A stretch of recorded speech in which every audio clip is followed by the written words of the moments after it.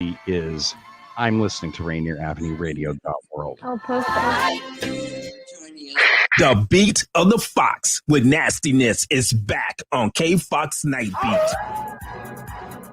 Yo, what's the deal? It's the legendary Hall of Fame DJ Mixmaster Ice from UTFO. What's up? Who you thought this is? This is Sir Mix-a-Lot. And this is Terry Lewis. And I'm Grand Mixer GMS. What's up, y'all? This is DJ Third Degree. This is JJ Hudson from the High Children family. Sunday nights from 9 p.m. to 11 p.m. Pacific Standard Time. It's K-Fox Night Beat with DJ Nastiness. Bringing back the memories. Bringing back the memories. Bringing Seattle's hottest music. Bringing Seattle's hottest music. Rainier Avenue Radio .world. That's right. Noi. Peace. Điều kỳ diệu nào đó sẽ xảy ra khi bạn thắt dây an toàn. Đó là điều kỳ diệu khi chúng ta đặt điện thoại của mình ngoài tầm với, hoặc cung cấp thêm chỗ cho ai đó trên xe đạp của họ. Một hành động nhỏ dừng lại để ai đó băng qua đường. Đó là một vẻ đẹp. Ngay cả việc bắt xe về nhà sau khi uống rượu cũng rất anh hùng. Bởi vì tất cả những điều nhỏ nhặt đó đóng vai trò to lớn cho việc giữ an toàn cho chúng ta. Cùng nhau chúng ta đến đó. You're listening to Rainier Avenue Radio .world.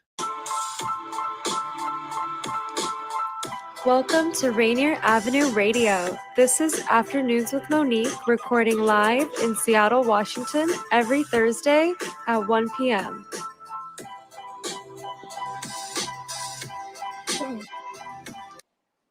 Good afternoon, Seattle. This is Monique Lee from the Afternoons with Monique show.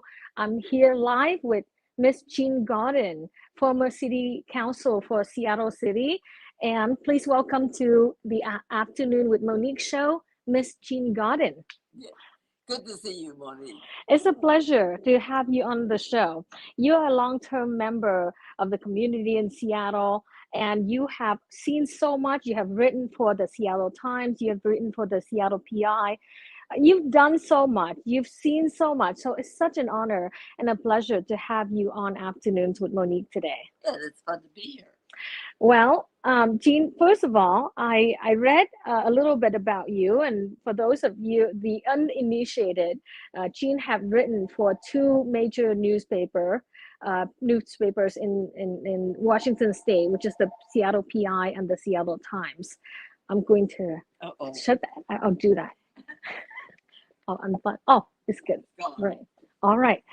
And Jean now is the host for a radio show called The Bridge, but we will get to know all of Jean's work and accomplishments, but also, you know, her past history and what she can share with our city about how to run the city better. You know, she's been around the city for a long time. So, Jean, can you tell us where you're from? I mean, you have lived in Seattle for a long time, but where did you I don't know. I suppose if you want to look and see, I was born in Connecticut on the East Coast, but I only lived there 6 months. Oh, really? Yes. And then you moved to? Well, my father was in the Coast and Geodetic Survey, which is now the services known as NOAA. Ah. And he did surveying for the Coast and Geodetic Survey. Right. And so he was sometimes at sea making maps and sometimes on the land making charts. Ah. And we moved a great deal. Because of the at the 6 months was a long time. Right. In some cases, we were only some places for 2 weeks. And then we would have to move somewhere else. Right. And what did your mother do while he's doing this surveying and landscape and mapping? Well, my mother had to keep up with my father, of course, and she raised my brother and me. But when she could, she would teach school. She was a trained English school teacher, and she would teach Shakespeare to people in the backwoods. She was very good. My mother was a teacher too, so yes, we have a lot of teachers. Well, the one thing about having a mother for a teacher, you work hard. Right. They keep their eyes on you. Yes. You wouldn't be able to skip your homework. And you must be a good writer even from an early age. I know you were a journalist for a long time. So how was the 18 years until you finished high school? Were you a good writer even then? Well, I worked for the school paper. I was the school editor when I was in high school, the editor of the newspaper. And then when I went to Northwestern University School of Journalism, the Pulitzer School, that you worked very, very hard. And I also worked for the school newspaper on afternoons. Right. I want to make sure that Dan can hear, the producer of our show can see and hear us pretty well here. So there's no message yet, so we're doing fine. Okay.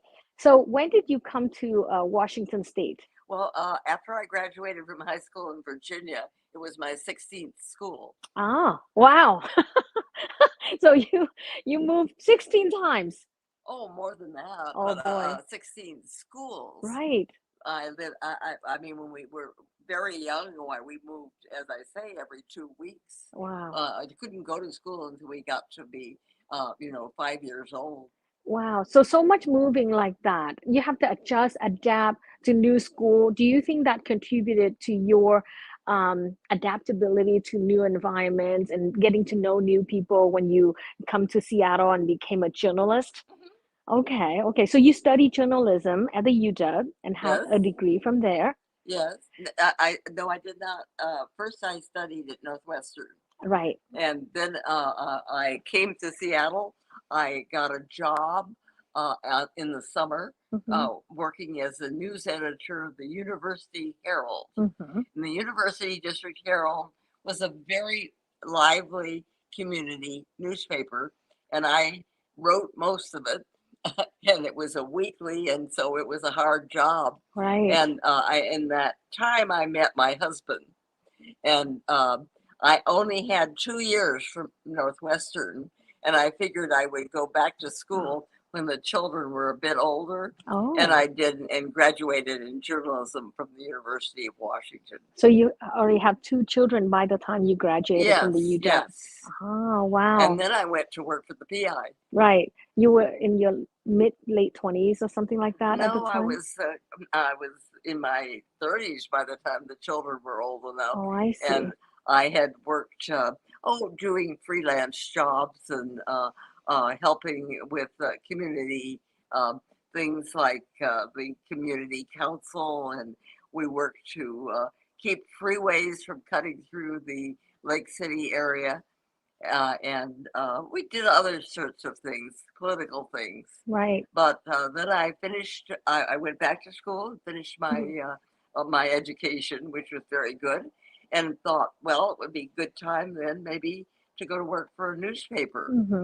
And at the time, this was the 70s, I applied at the Seattle Times, and they said, well, we don't have anything.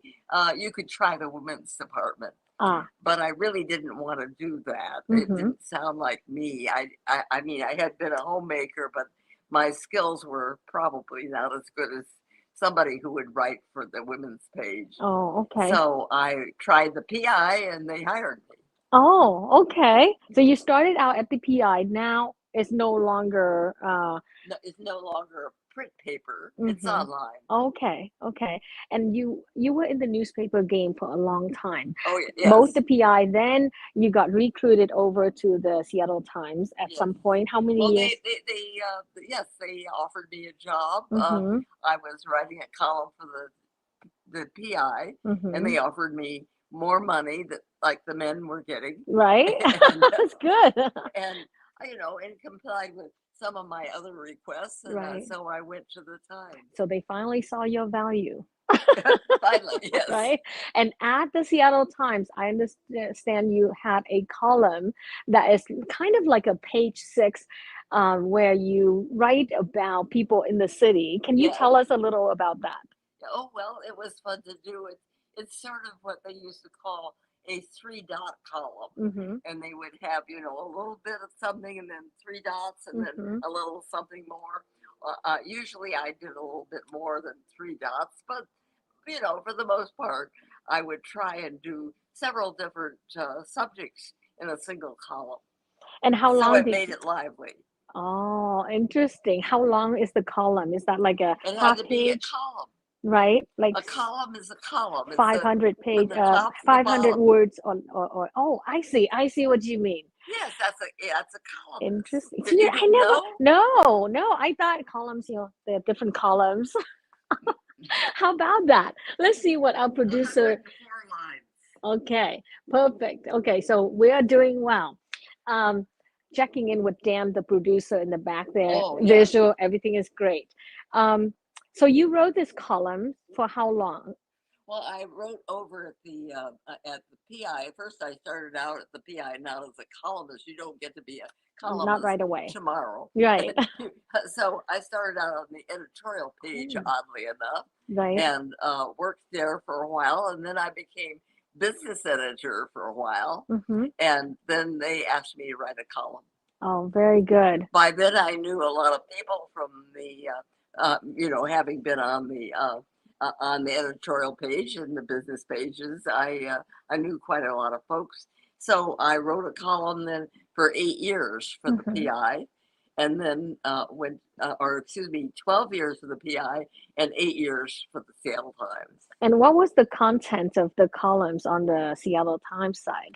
Oh, the same as they were in the PI. They were about the city and the people within it. Sometimes there would even be something funny or strange, like here's a funny license plate or something like that. But it had to be 104 lines, 4 times a week. 4 times a week. So every day you're here and writing a column each day. Wow.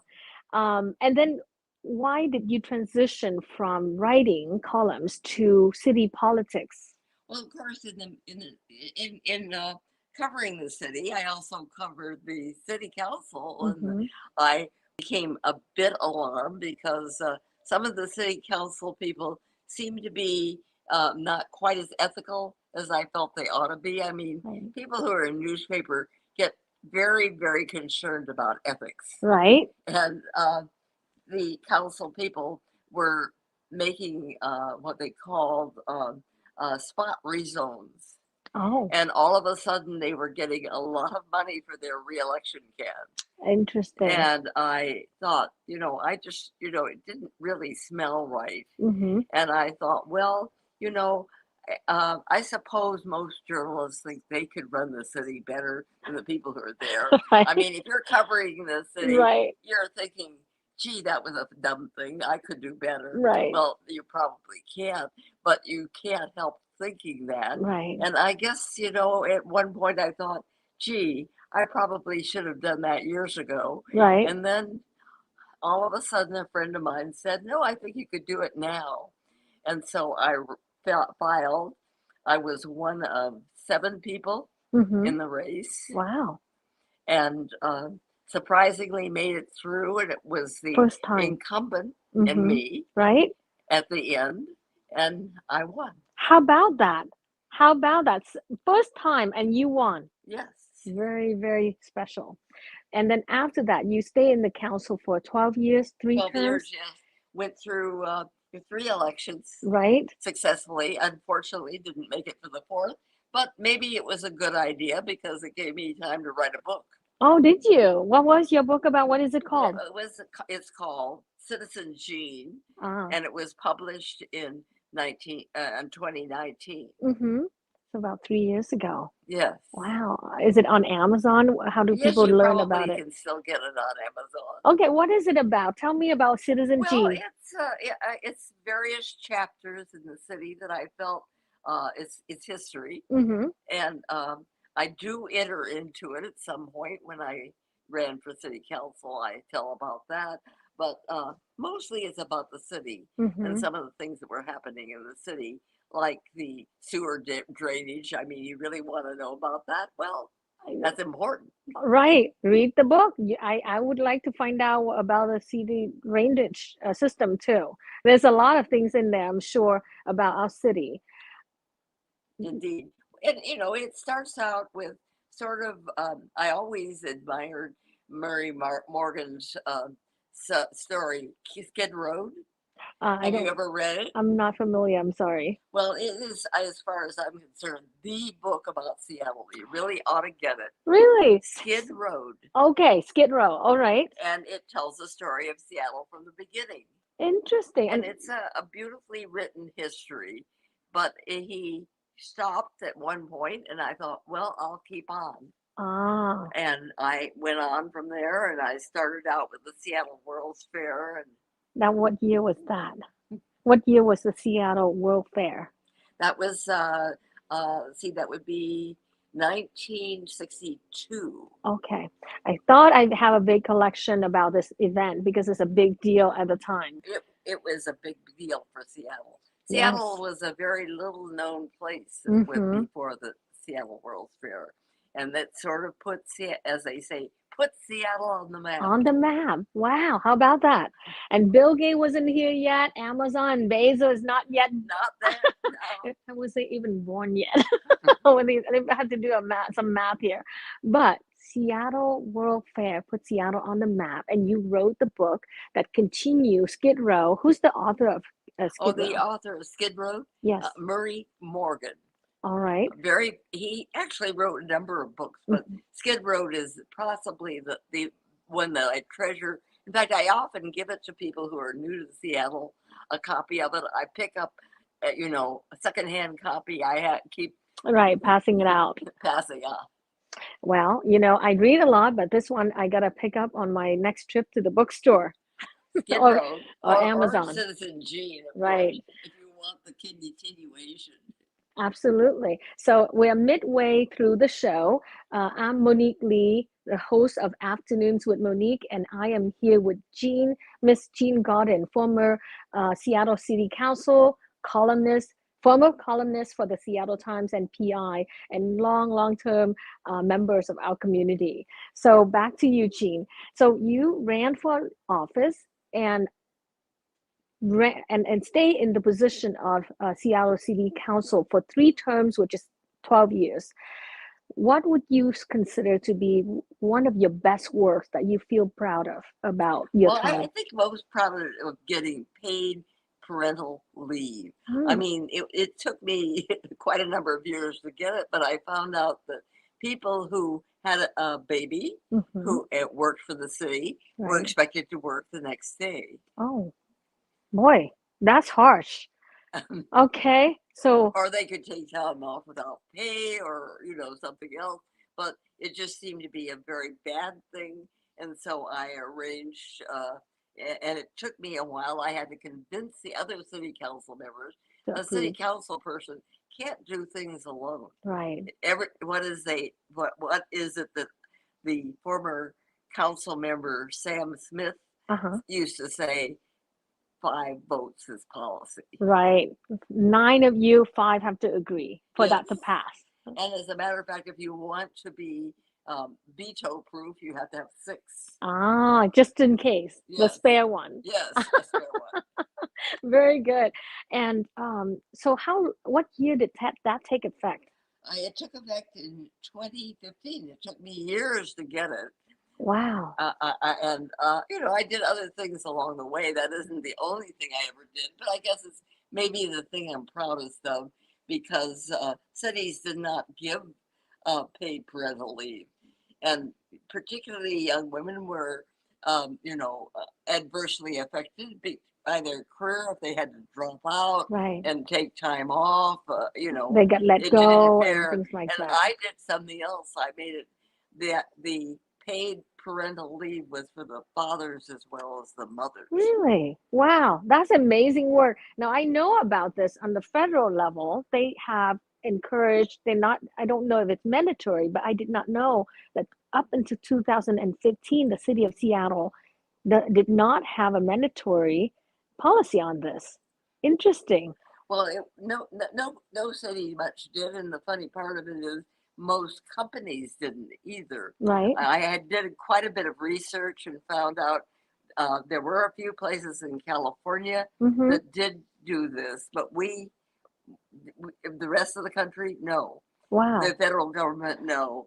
Amazon not then, but and Microsoft. Right. And they followed in our lead. Interesting. And then pretty soon the state of Washington put it into effect.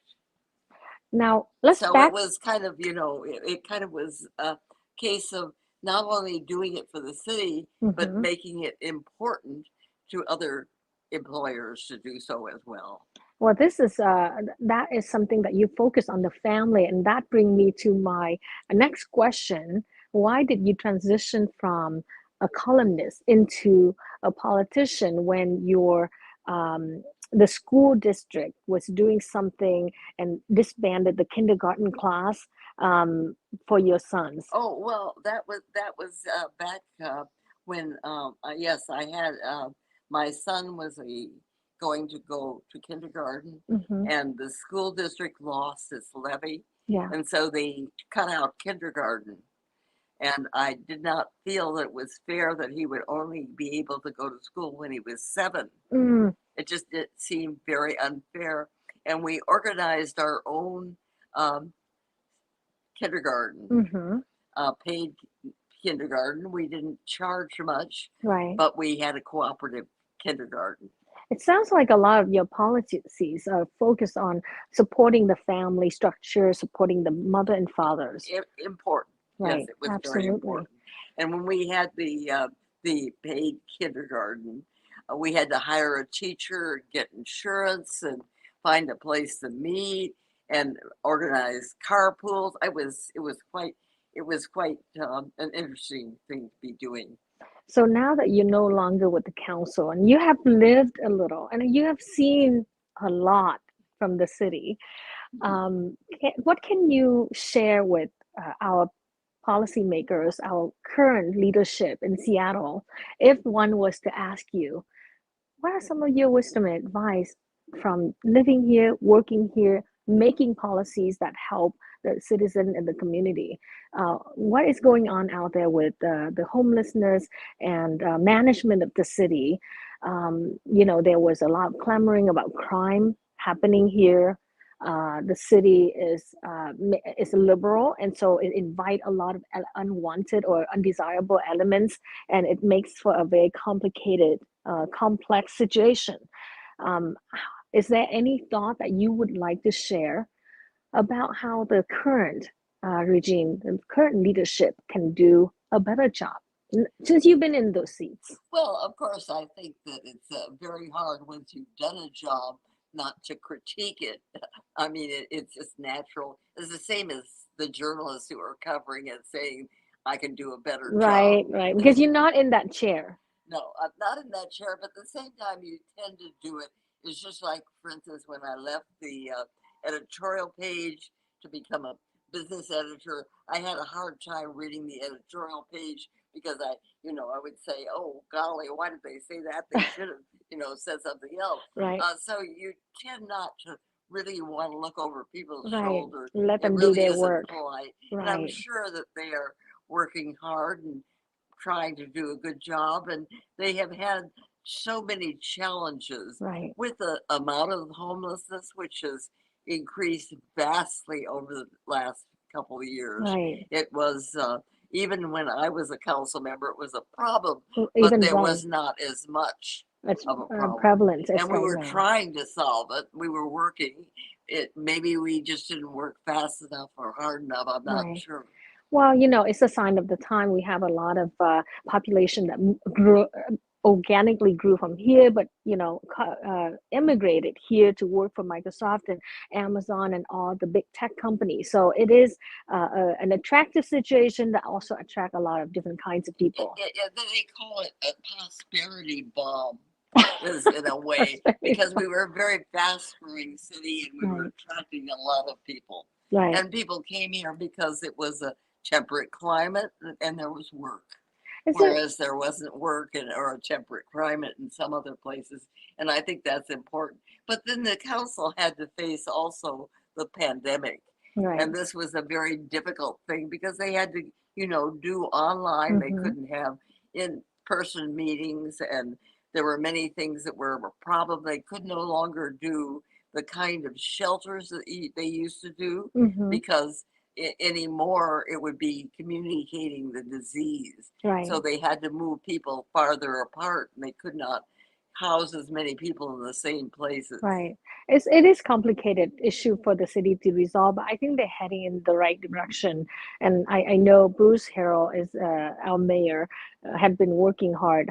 So we're coming too close to the end of the show here. Let me check on the time. Okay, we got 2 minutes left. So now let's talk about your next step, the Bridge. You are now the host for the Bridge Radio, which is on what channel on FM station? It is called Space 101.1 FM, and is a community radio station that takes in this corner of Northeast Seattle.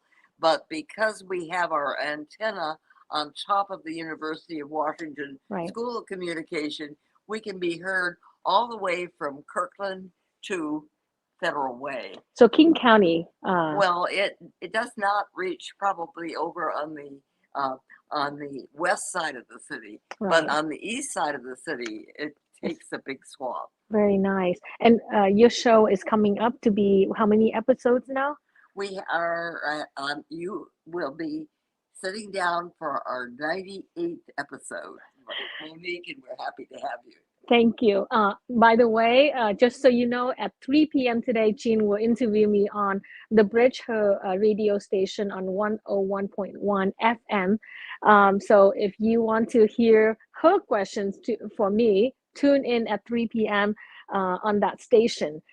Now, what kind of people have you had on the Bridge? Oh, we have had numbers of people. We've had, people like David Horsey, who is a cartoonist for the Seattle Times and also syndicated. You see him all over the country, sometimes on the Washington Post. Right. And let's see, we have had, let's see, who else have we had? We've had a lot of local politicians like Nick Licata, who has been with us, and Peter Steinbrook, who has been with us. And we have had an opportunity to talk to so many folks. We talked to artists.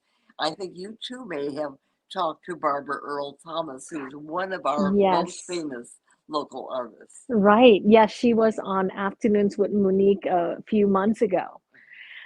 So our show is coming to an end, and I want to thank Peter Steinbrook for the introduction to Jean Godden, actually, for me to be here with her today. And also I want to thank a few of the sponsors for the show, Afternoons with Monique, Keith Chin, Mariana Veras, and Peter Steinbrook, who have been supporting and will be supporting the Afternoons with Monique 100 episode party called An Evening with Monique in about a week and a half. Next week, we will have Justice Mary Yu from the Washington State Supreme Court, Supreme Court, will come on Afternoons with Monique and share with us at our new time. It will be an hour episode between 2 and 3 p.m. Thursday, July 7th. So please tune in. Afternoons with Monique. You're on Rainier Avenue Radio. We are signing off. Thank you for joining us. Thank you, Jean, for joining